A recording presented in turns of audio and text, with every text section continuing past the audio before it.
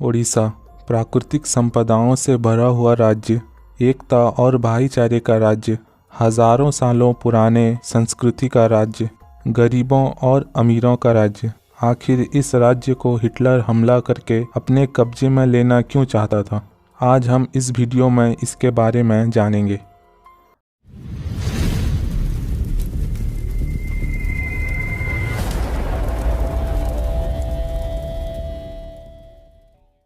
दोस्तों, हमने उड़ीसा के बारे में कई सारी वीडियो बना चुके हैं। अगर आपने अभी तक नहीं देखा तो ऊपर के आई बटन या नीचे के डिस्क्रिप्शन में जाकर उस वीडियो को देख सकते हैं।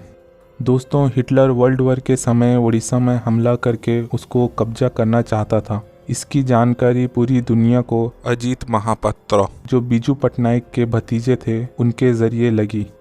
दोस्तों, हिटलर का उड़ीसा में हमला करने की 3 वजह हो सकती हैं। पहली वजह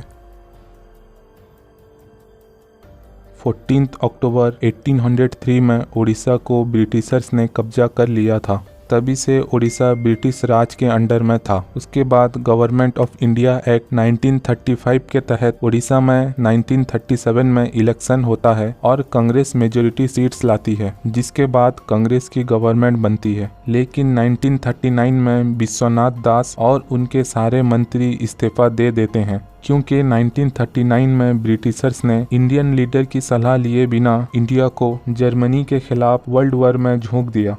दोस्तों, हिटलर ये अच्छे से जानता था कि इंडिया एक रिसोर्सफुल यानी प्राकृतिक संपदाओं से भरा हुआ कंट्री है, और वो ये कहता था कि इंडिया के बिना ब्रिटेन का एग्जिस्टेंस नहीं है। इसलिए हिटलर इंडिया को ब्रिटेन का एचिलेस हील्स यानी कमजोर हिस्सा कहता था।